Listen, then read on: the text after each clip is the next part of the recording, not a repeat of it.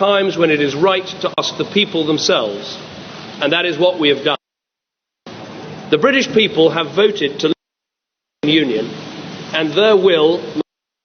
I want to thank everyone who took part in the campaign on my side of the argument, including all those who put aside to speak in what they believed was the national my side of the argument, including all those who put aside party differences to speak in what they believed was the national interest.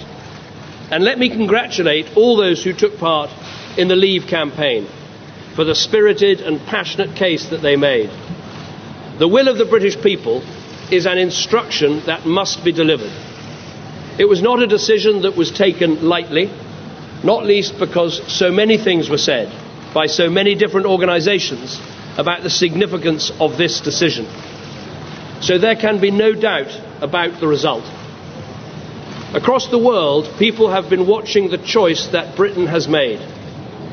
I would reassure those markets and investors that Britain's economy is fundamentally strong.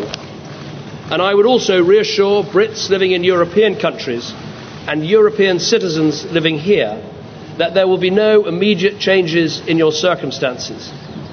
There will be no initial change in the way our people can travel, in the way our goods can move, or the way our services can be sold.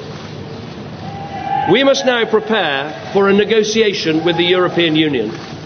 This will need to involve the full engagement of the Scottish, Welsh and Northern Ireland governments to ensure that the interests of all parts of our United Kingdom are protected and advanced. But above all, this will require strong, determined and committed leadership.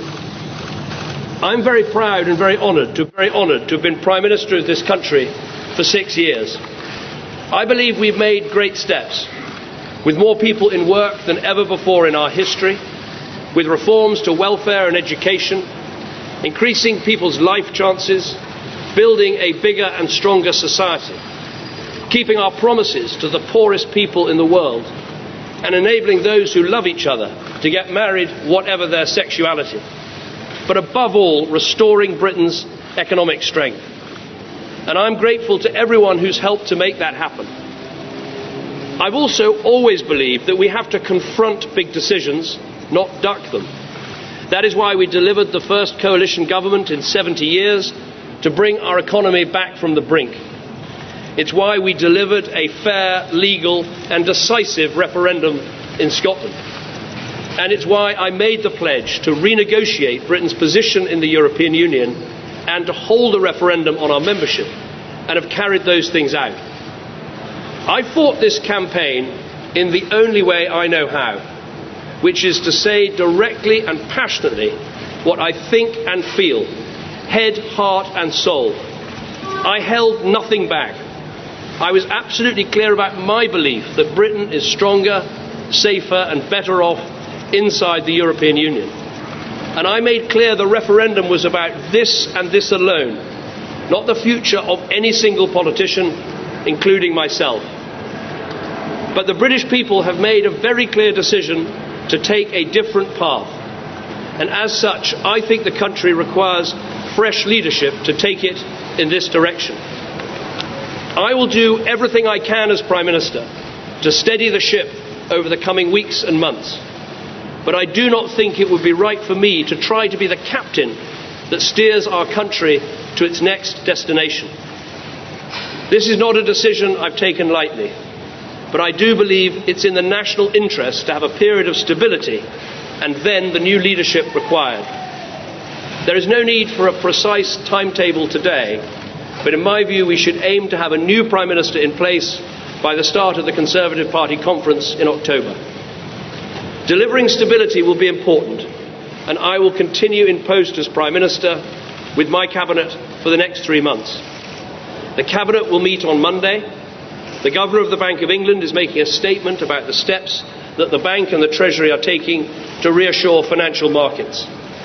We will also continue taking forward the important legislation that we set before Parliament in the Queen's speech. And I've spoken to Her Majesty the Queen this morning to advise her of the steps that I'm taking. A negotiation with the European Union will need to begin under a new Prime Minister. And I think it's right that this new Prime Minister takes the decision about when to trigger Article 50 and start the formal and legal process of leaving the EU. I will attend the European Council next week to explain the decision the British people have taken and my own decision. The British people have made a choice.